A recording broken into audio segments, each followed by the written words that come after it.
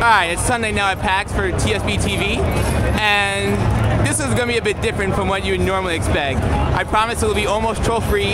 This is Zinac, a very old-school Guilty Gear player and Blaze Blue as well, and it turns out he's been making a fighting game, so let's get a quick shot. This is very pre-production and such. You can even see, you can't really see the button config, oh well. But yeah, tell us about it, Zinac. Okay, so this is my 2D competitive fighting game, Fearless Knight. We've been working on it for about a year in our free time, but ever since I've been playing Guilty Gear, I've wanted to make my own fighting game.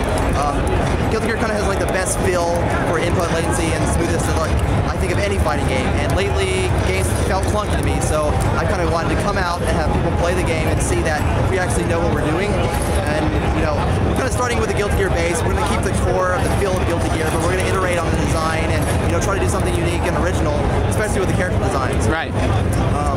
Right now it's still kind of early on, but we want to show people the game at this stage so they can kind of see what the dev process is and also see that they can contribute to actually improve the game. Right, I definitely think that kind of transparency worked really well for Skullgirls, and it looks like you guys are even going further with that by having people, a more open testing system. Yeah, so Skullgirls, actually got published. They had money, that kind of thing. So of course they had the kind of black box hidden marketing campaign where they slowly reveal things and you get to play it if you live on a coast that they have big events at. So for me, I live out in Lexington, Kentucky, in the middle of nowhere, and I want to play, new games. But so traditionally, fighting games, like Blaze Blue, Guilty Gear, anything from Japan, you couldn't even play. And the game would come out in arcades, and still months on end, you'd have no way to access it. And by the time the game is finished, it's too late to change kind of core aspects of it. So I want to kind of follow the PC development model, these things like first-person shooters and MOBAs do, where they give people access to it, so they can, rapidly iterate on designs. And just make the game better. So then for the beta testing, would you be doing anything open source perchance? Or? The game itself wouldn't be open source, but it would be available to people. I can't say, what distribution platform, but very early still. So the engine is completely proprietary. I built it up from scratch.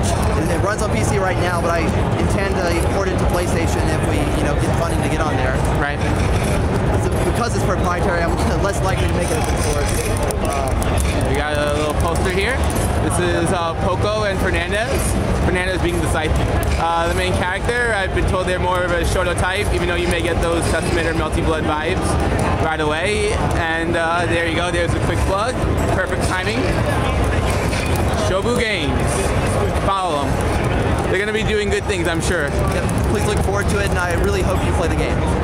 All right, thank you very much. Thank you.